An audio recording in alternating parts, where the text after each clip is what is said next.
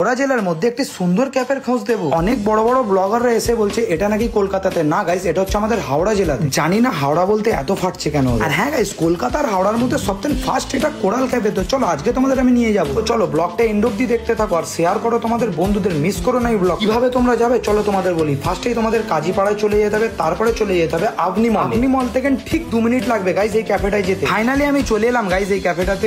চলো তোমাদের এবার ভিতরে নিয়ে গিয়ে দেখাই। সব থেকে বেস্ট লাগলো গাইস এই ক্যাফেটায় তোমরা তোমাদের 4 হুইলার নিয়ে আসলে পার্কিংটা অসাম ছিল গাইস। একদম নিজের 4 হুইলারটা সামনে রেখে একটা সিট নিয়ে নাও আর এনজয় করো তোমরা। কি বলছি গাইস, ক্যাফেটার ভিতরের অ্যাম্বিয়েন্স এতটাই সুন্দর ছিল যে কি বলবো তোমাদের। কলকাতায় তো আমি অনেক ক্যাফে এক্সপ্লোর করেছি গাইস, বাট এই ক্যাফেটা আমাদের হাওড়া জেলার সবথেকে টপ ক্যাফে। কলকাতাতেও এইরকম থিমের ক্যাফে খুব কমই পাওয়া যায়। আমার তো সবথেকে ভালো লাগলো এই জায়গাটা গাইস, খুব হেভি লাগলো আর আমাদের সবার সত্যি আজকে অনেকই ভালো লাগছিল। আমি তোমাদের রিকোয়েস্ট করবো রাত হওয়ার আগে যাও, একটু সন্ধ্যে করে গেলে বেশ ভালো লাগবে এই ক্যাফেটা আরো। চলো এবার তোমাদের কিছু ফুডস দেখাই। ফুডের কোয়ালিটিও গাইস সত্যি অসাম ছিল। সব থেকে বড় কথা নন ভেজের কোনো আইটেমই ছিল না, পুরো আইটেমটাই ভেজের উপরে ছিল। তোমরা যারা ভেজিটেরিয়ান তাদের জন্য তো এই ক্যাফেটা 1 নম্বর ক্যাফে একদম। তোমাদের তো অনেকে আমি আউটডোর দেখালাম আর ইনডোর গুলোও দেখিয়ে দিচ্ছি গাইস। ইনডোর গুলোও সত্যি খুব হেভি ছিল। এই ক্যাফেটাও ফ্যামিলি ক্যাফে গাইস। তোমরা তোমাদের ফ্যামিলিদের নিয়ে কবে যাচ্ছ কমেন্ট করে বলতে বলো না কিন্তু। কি বন্ধু এবার পুজো এই ক্যাফেটা আসছো তো? তাহলে এরকম সুন্দর সুন্দর ব্লগ দেখতে গেলে আমাকে ফলো করতে বলো না। চলো টাটা, আসসালামু আলাইকুম, নেক্সট ব্লগে দেখা হচ্ছে।